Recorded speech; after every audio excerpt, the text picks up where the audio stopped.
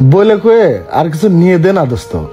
আচ্ছা দাঁড়া, এই রাজ শোনো, 15 লাখ না আর 2 লাখ দিয়ে দাও, 17 লাখ যাও। আরো 2 লাখ না? হ্যাঁ ওকে ভাই, আপনি বড় ভাই মানুষ, একটা আবদার রাখছেন।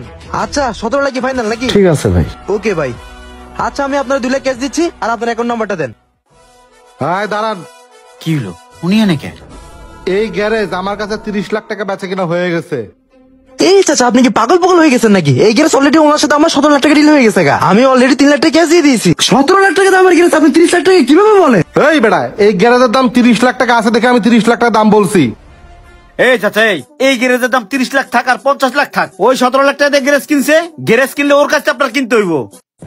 এই বেটা, এই তুই চুপ থাক। এটা আপনার বন্ধু না? এ তো আপনার বন্ধু না, বন্ধু নামের কলঙ্ক। এই গ্যারেজটা 17 লাখ টাকাতে কে নিতেছে জানেন? গ্যারেজ তো ও নিতেছে না, গ্যারেজ দিতেছে ও, ওরে দিয়ে ও নিয়ে আইতাছে। শোনেন আলমগীর ভাই, এই গ্যারেজটা পরের দিন আমার নিতে আসার কথা ছিল, কেন আসি নাই জানেন? আপনার এই বন্ধু আমার 4 দোকানে নিয়ে কান পড়া দিছে। তাইলে শুনেন,